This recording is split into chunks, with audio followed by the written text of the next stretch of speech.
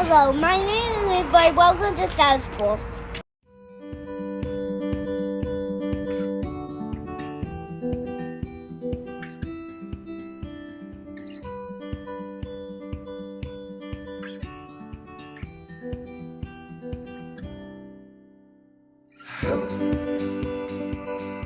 Every afternoon in St. Martin, a town in Trinidad and Tobago, Magdalena would stand outside a pharmacy, waiting for her dad to pick her up after school. Sometimes she had to wait more than an hour. She watched all the people coming and going from the pharmacy, and she wondered if those people loved Jesus. One afternoon, Magdalena had a question for her dad as she hopped into the car. "So many people come by the pharmacy," she said. "Can I share some mission tracts with them?" He was happy to hear that his daughter wanted to share Jesus with other people. "Yes, that's fine," he said. Her dad found some tracts about the love of Jesus, and Magdalena put them in her backpack when she went to school the next day. After school, she offered the tracts to people outside the pharmacy. "Hello, how are you?" she said. "Can I share with you this tract about the love of Jesus?" Everyone accepted the tract. Nobody could refuse one from her. When her dad came to pick her up, she happily announced that she had given away all the tracts. Magdalena took more tracts the next day and the next. When they ran low on tracts, her dad made copies on the printer at home. After a while, Magdalena noticed that a dentist passed by the pharmacy every afternoon on his way to the office. Every afternoon, she gave him a tract, and every time he took one. Magdalena told her dad about the dentist. "Daddy, can I talk to him about Jesus?" she asked. Her dad knew the dentist. "Sure, no problem," he said. The next day, Magdalena was waiting for the dentist when he walked by. "Do you have Jesus in your life?" she asked. The dentist was surprised by the question. He hadn't read the tracts the girl had given him. "I've heard about Jesus, but I don't believe in him," the dentist said. Magdalena was sad to hear that. "Do you have time to hear a Bible story?" she said. The man once again couldn't refuse the offer and invited her to come to his office the next day. Her dad gave permission for Magdalena to go to the dentist's office. That night, Magdalena asked her dad for some Bible verses about Jesus to share. She also had one more request. "The dentist doesn't have a Bible," she said. "Can I give him one?" Her dad found a brand new Bible. The dentist said, "Thank you," when Magdalena gave him the Bible the next afternoon. For the next month, Magdalena went to the dentist's office every day after school. She and the dentist read the Bible together and talked about the stories.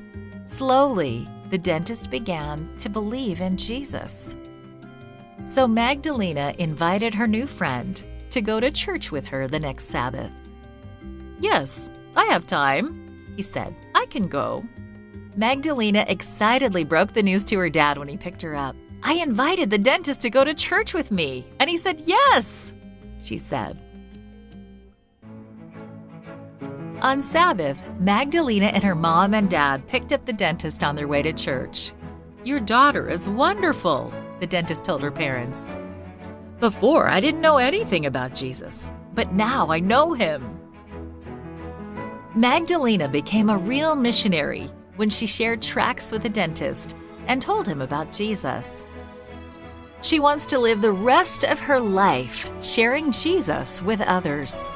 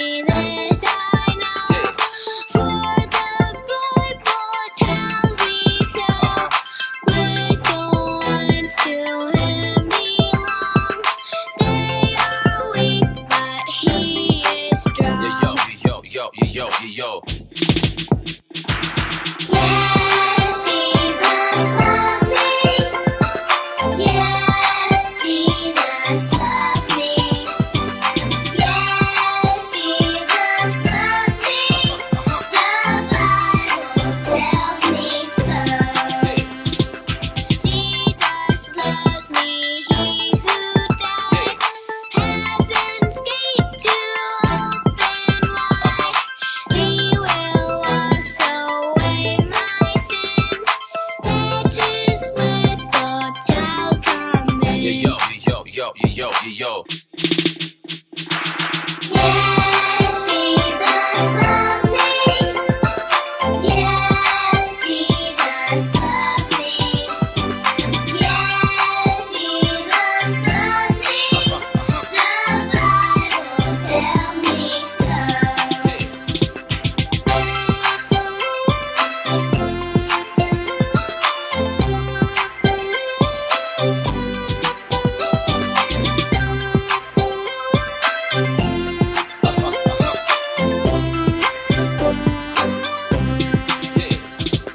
Yes, Jesus loves me.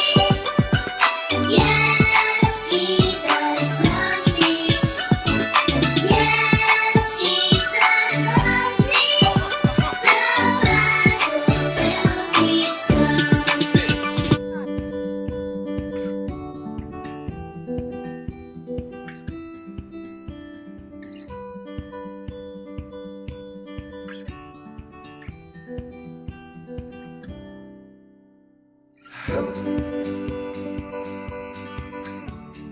Doing the memory verse today.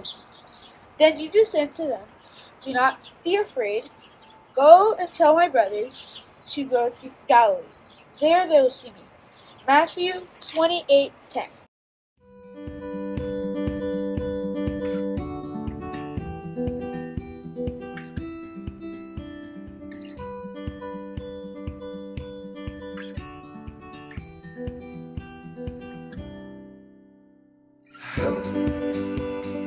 Hi, today's story is called Can't Wait to Tell. The soldiers sat around the entrance to the grave. The night had been cold and long. It had taken all of them to roll the huge stone into the entrance of the grave and seal it in place with ropes. Why the priests were afraid of someone coming in and trying to steal the body was more than they could understand. They were thankful that the sky was getting lighter. It would soon be morning, and their duty would be over. Suddenly, the ground began to convulse and shake. Cracks appeared, a blinding flash brighter than anything they had ever seen. They shrank back into terror and watched in disbelief as an angel came and pushed the stone away as if it weighed nothing. Jesus came out from the grave, bright and shining, reflecting the glory of heaven. This was the same man that they had put in the tomb on Friday, but yet somehow different. This Jesus was triumphant, victorious, and not beaten, bruised, and torn victim. Jesus was alive again. The soldiers fell fainting to the ground. When they came around, all was dark and quiet. They picked themselves up and ran toward Jerusalem as fast as their trembling legs would allow, telling everyone they met the news that Jesus was alive. Shortly afterward, 2 women came to the grave. They wanted to pour oils and spices on Jesus' body, as was the Jewish burial custom. There hadn't been time on Friday before Sabbath, so they wanted to do it today. They still hadn't worked out how they were going to get into the grave. As they neared the grave, they stopped. Stone was already rolled away. Icy fingers of fear gripped at them. Who had taken Jesus away? What had happened? When they saw the angel, they stood trembling, terrified by its bright, shining being, unable to move or say anything. The angel smiled and said, "Do not be afraid, for I know that you are looking for Jesus, who was crucified. He is not here. He has risen. Just as he said, come and see the place where he lay. Then go quickly and tell his disciple, he is risen from the dead and is going ahead of you into Galilee. There you will see him. Now I have told you." Matthew 28:5-7. The women were thrilled. Now they were trembling with joy as they hurried toward Jerusalem. Suddenly, Jesus was standing there. They fell to their knees and worshipped him. Jesus said, "Don't be afraid. Go and tell my brothers to go to Galilee, and I will meet them there." The woman ran back to the disciples and shared the amazing news with them. Later that day, 2 of Jesus' followers were walking home to Emmaus. They had heard that the two women said. They wanted to believe, but wondered if the two women were confused. It had been a stressful weekend for everyone. They were so deep in the conversation that at first they didn't even notice the stranger walking beside them. When he asked what they were talking about, they stopped and looked at him with astonishment. Are you the only person who doesn't know what has happened in Jerusalem this weekend? They asked, surprised. They told the stranger all about Jesus, how he had died, and how they had believed that he was the Messiah. Then they explained the rumors of his resurrection. The stranger shook his head and replied, How slow are you to believe all that these prophets have spoken? Didn't the Messiah have to suffer these things and then enter his glory? The stranger had begun explaining from the books of Moses and onward the prophecies about Jesus and how the weekend's events had fulfilled everything. No longer did the journey seem long and tiring. All too soon the journey was over, and they were in Emmaus. The stranger started to go on, but the disciples invited him to stay and eat supper with them. When he said the blessing, they looked at him again. They saw his hands with nail scars, and suddenly they realized that it was Jesus himself. Then Jesus was gone. For a moment, they sat and looked at each other. Were not our hearts burning with us while he talked with us on the road and opened the scriptures to us? They asked each other. It didn't matter that it was dark outside or that it was dangerous to go along the road at night. They had to go back to Jerusalem and to tell the disciples it was true. Jesus was alive.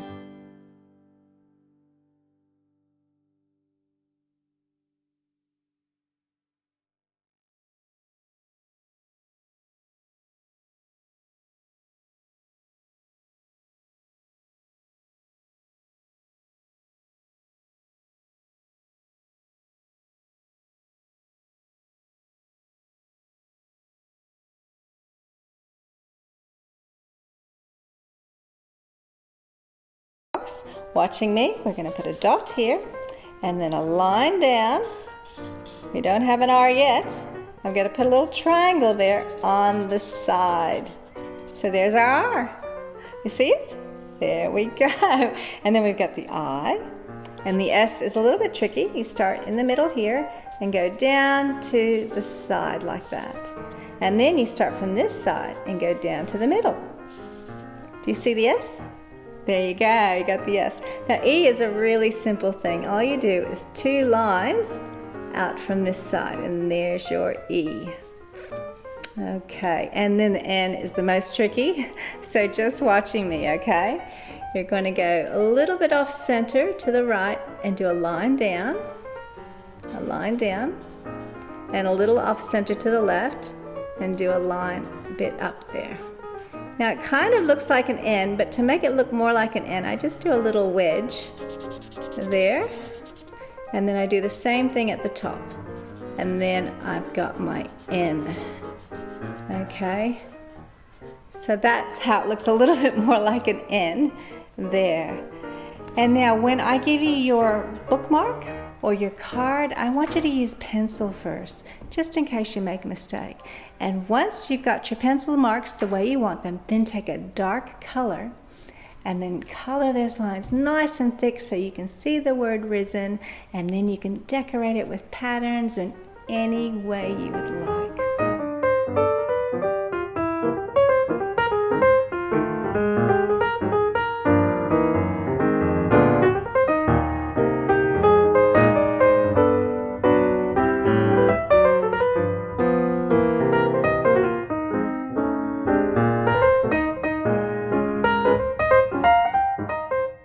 It's really important to have some examples that are already done so the kids can see, and you can download all.